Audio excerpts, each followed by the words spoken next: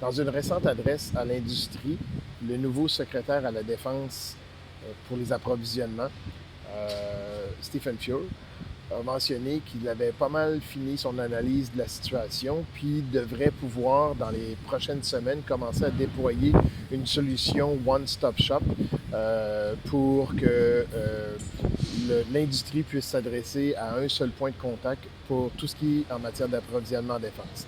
J'espère que ça va accélérer les investissements. J'espère que ça va accélérer les flux monétaires pour pouvoir investir plus rapidement parce que, comme je l'ai déjà dit dans certaines capsules précédentes, il y a des programmes qu'on voit dans les cartons depuis des années. Et quand je dis des années, c'est 8 ou 10 ans.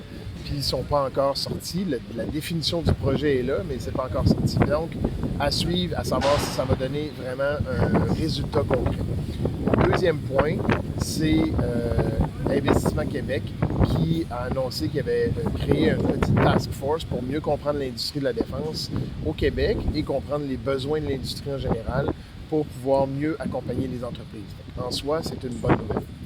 Parce qu'on s'entend que les entreprises qui œuvrent dans la défense présentement au Québec n'ont jamais été supportées et on s'attend à ce que les entreprises aient besoin de support dans les prochains mois, dans les prochaines années, pour compétitionner puis garder un edge sur le marché parce qu'il y a plusieurs entreprises étrangères qui regardent le marché canadien puis qui disent « Wow, c'est intéressant », mais il ne faut pas que ce soit juste des filiales étrangères qui viennent au Canada, il faut aussi que ce soit des PME qui émergent puis qui grandissent.